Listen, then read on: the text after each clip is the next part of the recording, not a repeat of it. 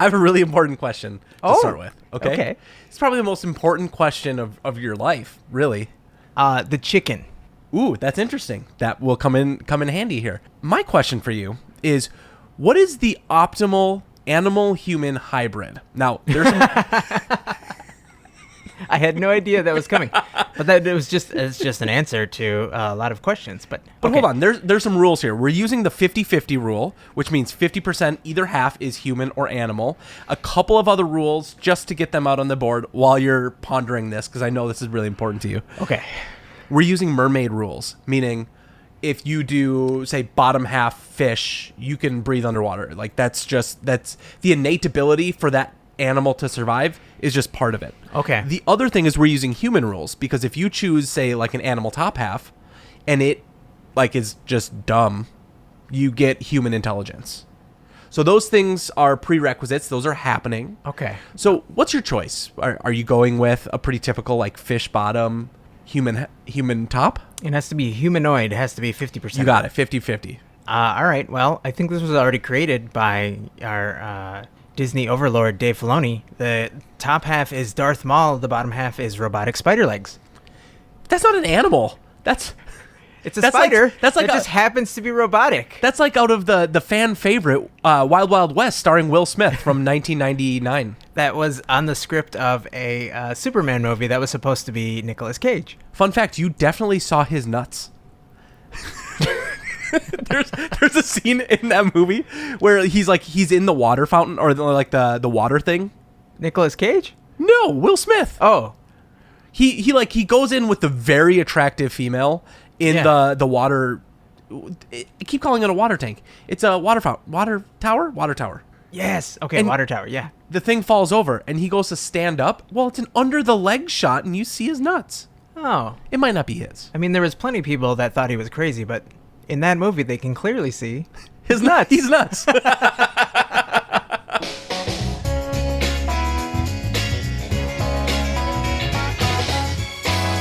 Welcome to the front podcast of the internet, and welcome back to what arguably is going to be the way we do this show. The new me. The new us. The new girl. Wait a minute. Hey, there was a photo. This is totally aside. Welcome to the show. There was a photo of Zooey Deschanel, right? Without bangs, just like a middle part. Okay. You couldn't recognize that it was her. Serious?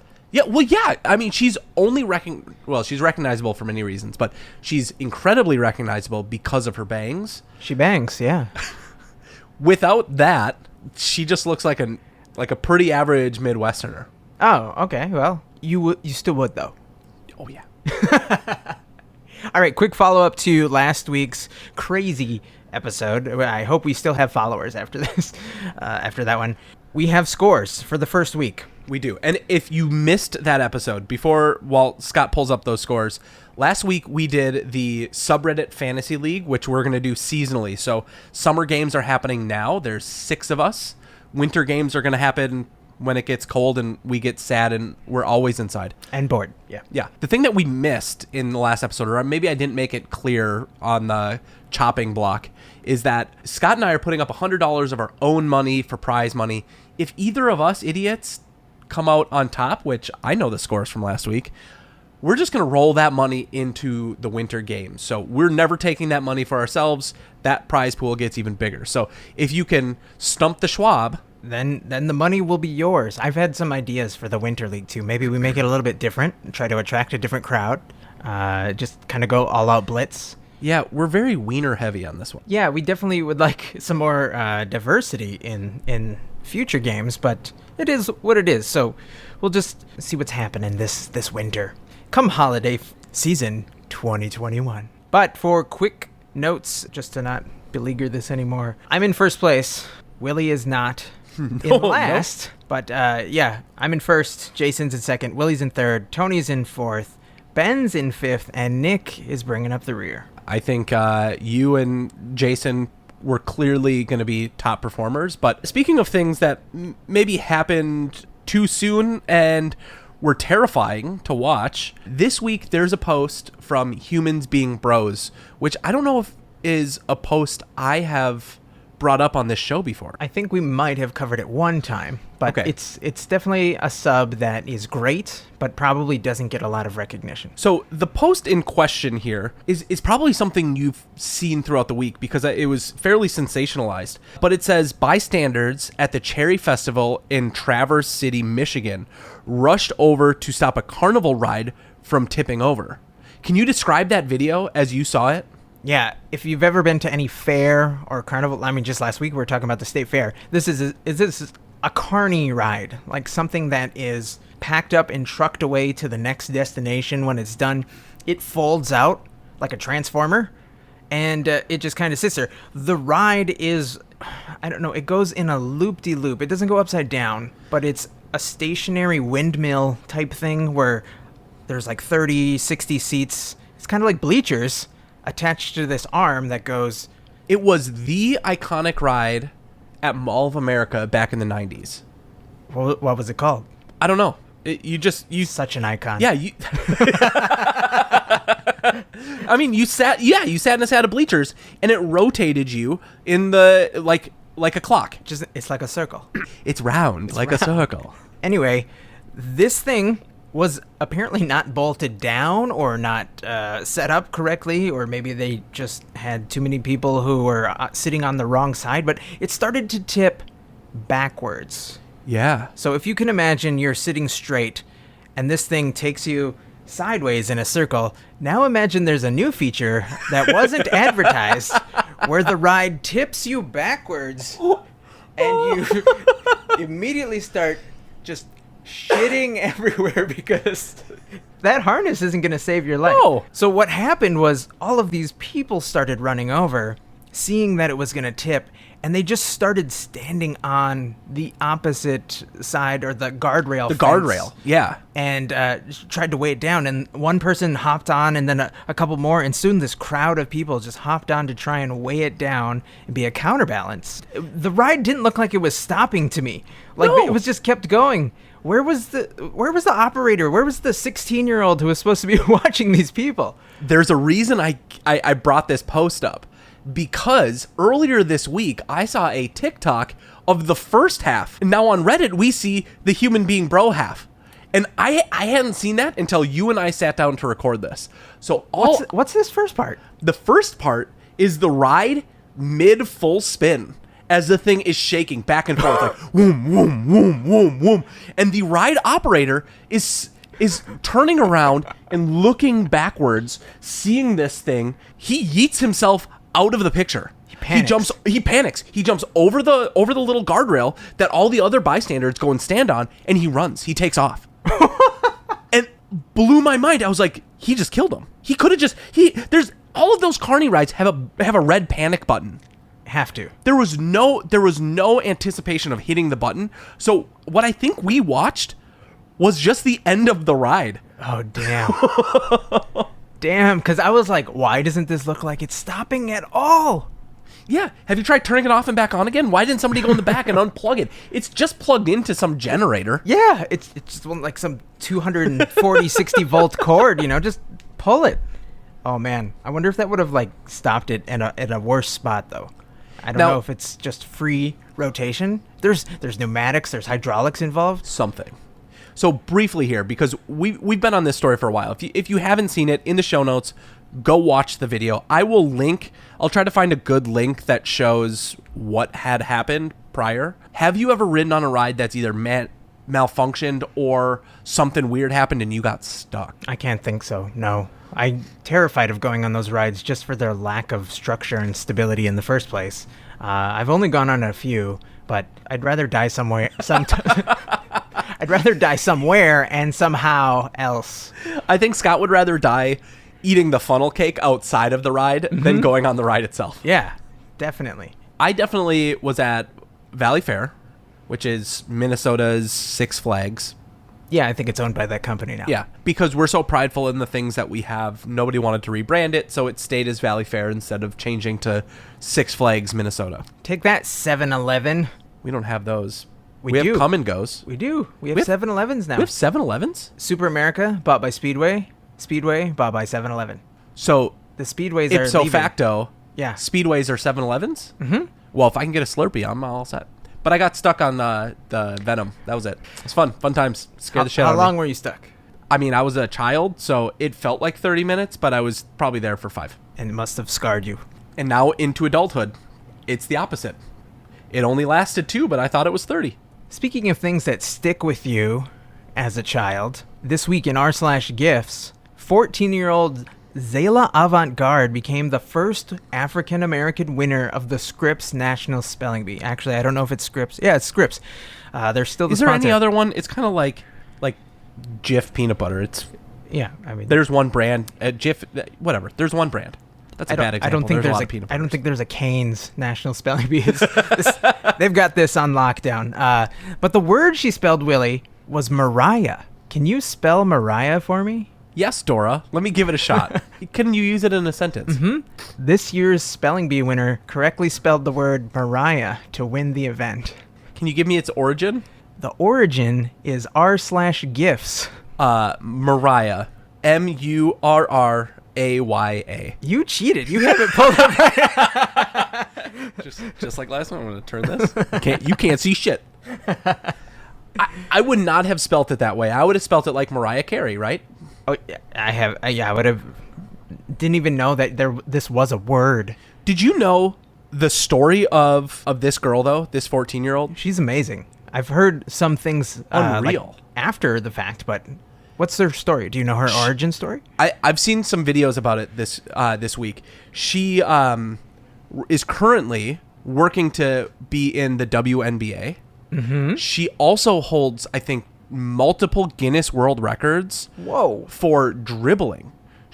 I did see that video, yeah. Right? So she's like on a unicycle dribbling, but there's a video of her dribbling like, I'm going to get this wrong, I'm going to butcher it, but like 7 basketballs at once. That's crazy. You only need to do 1 in the WNBA. In addition to that, though, I also saw that not only does she want to be a WNBA player, she also wants to be an astronaut. And after winning, she just got a full scholarship to LSU. What are we doing? We're in your basement recording this. This woman has more talent in her young, growing mind than you and I will ever have in our entire lives. Yeah, she's way more important than we'll ever be, which is why we're in a basement. But I'm super stoked for her. This is an exciting moment in history. What was spelling like for you growing up? I remember I was in a spelling competition in 4th grade, and that was the last time I think it ever happened. Did you do it in elementary school at all? I was in a different thing in 4th grade.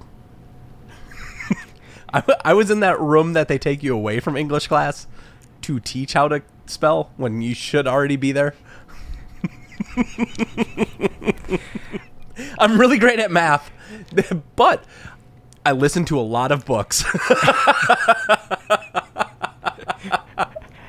I can't even make fun of you just because that fruit is on the ground. It's so low hanging. That fruit is like buried and grown into another tree. Like it's I'm just not even going to go there, Willy. Listen, if you're new to this show, I've got your back for anybody who has reading problems. I will look what you can accomplish. You can record a podcast in a basement. If you went to Two Rivers High School, formerly known as Henry Sibley, you too can live your life in a basement. And growing up, the majority of the trucks that went to the school, which people didn't own cars, they owned trucks, they had gun racks in the back. Oh, okay. I was going to say normal. They were delivering Cisco food supplies, but whatever. My class is the problem, isn't it?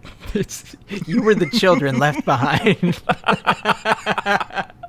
Speaking of people you went to high school with, and maybe idolized a little too much, there's this post from Memes. This is the first time I think I've picked a meme post over you. It's about time. I know, they're so good, which is why you won last week's subreddit fantasy league. Get them off the board, LeBron. Yeah, they're gone. This is titled Stealing Your Girl. Can you describe this short 27-second video to the listeners? The best way to describe it, I think, is there's a meme going around for several months now where it has been, one side is the person she tells you not to worry about and you. Like, those are the two sides. This is a video where some dude has a cigarette in his mouth, and you're already thinking, like, okay, so smoking's not cool. Smoking gives you cancer. Handlebar mustache, just thick and voluptuous. And then you take a look at him. You look past the cigarette, and exactly what Willy said. He looks like, I don't know, he's got some really nice hair, and he's got this thick, full mustache. And he tips his head back, and he spits the cigarette out, and looks like he blows it in the air. So it does, like, backwards 360 rotations, and it comes back into his mouth. The correct direction, mind you. Just flawlessly. And then the mofo spits it in your face. Tornadoes a beer, where he just spins it in the bottle as fast as he can, chugs it. You missed part. He ripped the cap off with his teeth. Oh! That's got to be painful. And the second time he tips his head back, correct me if I'm wrong, he reveals this lengthy, beautiful, luscious mullet draped over the back of his neck. Beautiful, just... Sorry, I zoned out. I started thinking about his The only thing I can think of, though, is this dude is 100% from Canada, right? Oh, has to be. Has to be. Now, I look at something, and there's been a phrase that has been coming up a lot recently, particularly on TikTok. So I'm going to bring it to your boomer vernacular here for a second. I'm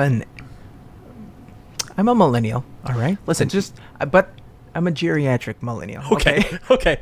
But the way we represent the show, Scott, is you represent the boomers and I represent the zoomers, okay? This is the timeline. I don't believe you. Okay. So a phrase that keeps getting brought up is the male gaze and the female gaze, not spelled Gays, but spelled Gaze. So the male gaze is how you and I, as a cisgendered men, would look at a man and say, I find that man to be attractive. This is a thing that I want, right? I'm going for this. The female gaze, if you're thinking about like a certain specific gender, right? So if you said this man, right? Like we're looking at this guy. The female gaze might look at this guy and go, WTF, this is not something I'm attracted to.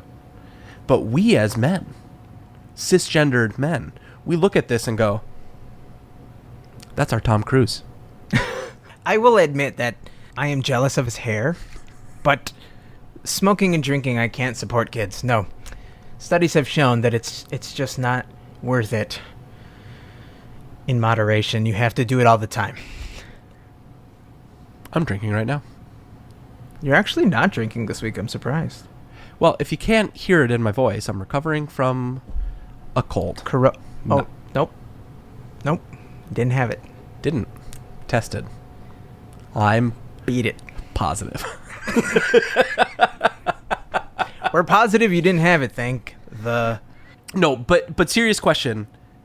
Is that something that has come up in your relationships? Like, is stereotypically thought as of, like, that attractiveness to someone versus, say, like, maybe what you find attractive in someone? I'd like to think that, realistically, we cannot avoid seeing the symmetry of whatever we're attracted to. Mm-hmm. Whether it's gender, whether it's brains, whether it's feet. You know, if you see something that is what I like to say is attractive, I use the word symmetrical. If you see something symmetrical. There you go. If you see that symmetry, you know, something girds in your loins, you know? It just happens and we can't avoid it. So anybody who's out there and they're like, "Oh, I don't look at anybody else. I'm happy in my relationship. I don't need to." No, that's fucking bullshit. You notice. It's just whether you admit it to yourself. Right. Are you open enough to have that conversation in that relationship? Yeah. That's something I've learned over the years is really important. It's very important. It's also important for you to realize that it's okay to say, Brad Pitt, good-looking guy. We know why people like him. Yeah. He's symmetrical. Now, I think we're sensationalizing some people recently. So if we look at the Chris's as part of the Marvel universe, right? Oh, I was going to say, I know several. Hemsworth, Evans, and Pratt.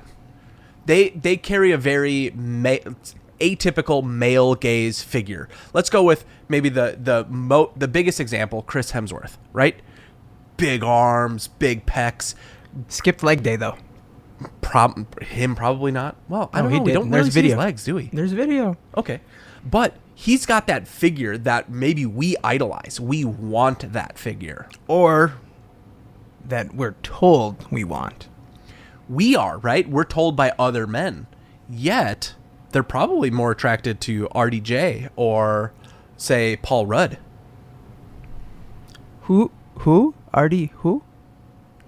Oh, RDJ. I thought you said RD Jang. I'm like, I'm deaf, by the way. It's in a different movie. I'm hard of hearing. I don't criticize Scott if he can't hear me. He criticizes himself. He does it for me. I don't have to do it anymore. We're given this ideal that we're told everybody's gonna like you if you look this certain way, and it's true for certain things, Right. right? Not for everything. You don't have to be a good-looking human being to be the best investment banker in the world.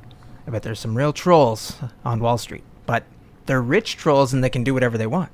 And they make choices for us that get ingrained in our minds when we're goddamn children, and now we don't know what to do with ourselves. We literally record this podcast in a basement. Yep. The counter to this, by the way, is like, you have probably said this out loud to a partner. I don't care how much makeup you put on. I love you for who you are. Right? Mm-hmm. Mm-hmm. Yeah. Less important to us. Like, I see somebody... I say it in the mirror every single morning. I know I've said that before. Like, hey, it's less important that you spend so much time on yourself to put that makeup on in terms of what I care about. But I've come to realize that for the people that I've dated, that was really important to them. And that's not a place for me to criticize, but they weren't doing it for me, right? They were doing that because that is something that they were brought up to learn that brought them joy. But It doesn't bring us joy in the same way. Yeah. Take a quick second. Everybody should go to their local grocery, buy a box of raisins, whether it's red raisins or white Wine. raisins, and open it up. Just pull Does one wine out. count? I think they're called white raisins, green raisins, whatever. No, like alcoholic beverage wine. No. It's a version of a raisin. Follow me. Okay, I'm following. Open up that raisin, take it out, hold it in your hand. Mm-hmm. What does it look like? It's a grape, Like a really tiny nutsack. but yes. That's what we all look like when we get older. Oh, got it. Hopefully. Leather. We look like a little tiny Sunscreen. nutsack.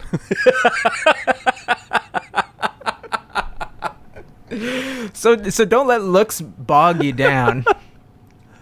But speaking of things that are bogging people down and bumming people out, I hate to end on kind of a downer note, but Way to go, you a-hole. this bothered me this week. Oh. This week on r/white people Twitter, the only thing being enhanced is the munchies, is the name of the post. This is a person who posted on Twitter, if you can smoke weed and still run faster than anyone else, you should get 2 gold medals. Do you have any idea what I'm talking about? I do. There is an athlete named Sha'Carri Richardson, does track and field.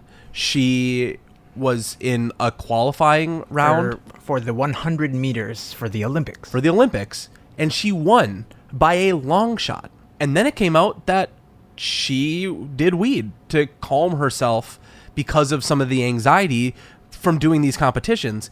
Yet she still won, and now the Olympic Games are not letting her go. Yeah, because she got tested after the fact. She did it in a state where it was legal. She is suspended for 30 days. Guess what happens within those 30 days? The GD Olympics.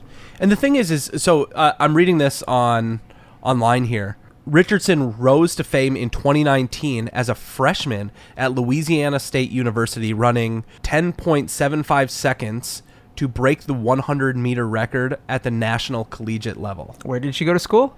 Louisiana State. Who just gave that girl a scholarship? Was it Louisiana State? LSU, baby. Damn, those guys are showing up.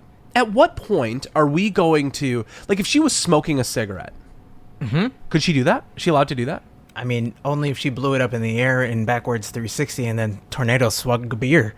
Yeah, right. I mean, like the coolest man in the world. Swug, by the way, is the post tense of swig. Like octopuses. Well, technically octopodes, but we don't need to go into the... Octomom?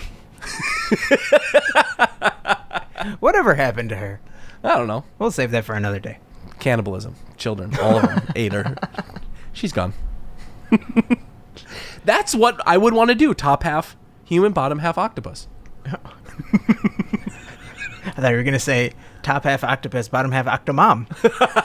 Oh my god.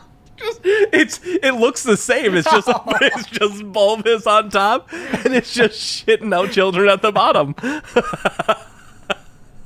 Well, my hope is that just like an octopus can camouflage itself or adapt to surroundings, that the United States is somehow able to petition the doping agency or whoever the Olympics work with, or I don't know if it's on the U.S. side, whoever suspended her, and say, listen, we should adapt to this substance, which we know is not a performance enhancer. If anything, it is tried and true a downer and will not give you any special abilities. It doesn't turn you into a spider person. It doesn't turn you into somebody who can think faster, react faster. It's the exact opposite. It's so less nefarious than some of the things people try to do to get out of showing real performance-enhancing drugs at the Olympics, right? There's been on record cases where people have taken a syringe with clean urine and shoved it up there. Oh. So that when they pee, which they have to do it in front of somebody has to watch it come out of their body. When that happens, they just have somebody else's up there, and you're going to stop somebody from just wanting to relax? You wouldn't have criticized them. After the fact. You wouldn't have criticized them for having a drink. You wouldn't have criticized them for smoking a cigarette. Those are drugs that are fine to do. Yeah, I don't know if you can have a 5-hour energy, which is mostly caffeine, beforehand, but it's probably not on the same level, even though it technically is a stimulant. I guess do you have opinions on should athletes be able to take performance-enhancing drugs I think they should be able to smoke weed while they're performing their event. Where do you draw the line? Weed. Okay. I think that's an understandable line. Hey kids, I don't do drugs, and therefore I don't know a lot about them. So, whatever pills you're popping these days, send them to the show so I can figure it out and do some math, do some studying. Are Quaaludes a drug? I used to trade those Did you watch Wolf of Wall Street again today? On my TI-89 in Drug Wars. I never knew how to pronounce that word until just now.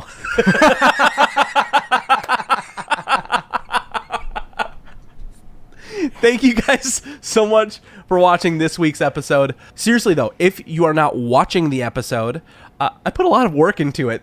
We have 3 cameras here on top of all of these mics. So if you find some time, you're sitting around, watch the YouTube, give us some thoughts, some ideas if you have them. Otherwise, if you're listening to the show, we appreciate all of you guys. And like always, we are all over the place, especially on the internet. Come take a peek at us. And follow the show when you're done with that. Clean up, wash your hands. Actually, follow us, like and subscribe. Tell your friends, tell your neighbors, tell your family. We're blowing up. We're slowly growing. It's like the slowest. That's the opposite of blowing up. One is like a giant explosion, and another one is a slow, mellow. Bad at math, wasn't good at physics either. But please, tell us how you feel. Give us some feedback. You got it. You can find us on Instagram. Sub for that. You can find us on Twitter. Sub the number 4 that. You can find us on TikTok at Sub for That Podcast. Or if you're like Scott, you don't like all these socials, I get it. You can email us at subforthatpodcast@gmail.com. And remember, no matter what you're into, whether it's saved you a click, zoomies, city porn, or cats who yell, There's a sub for that.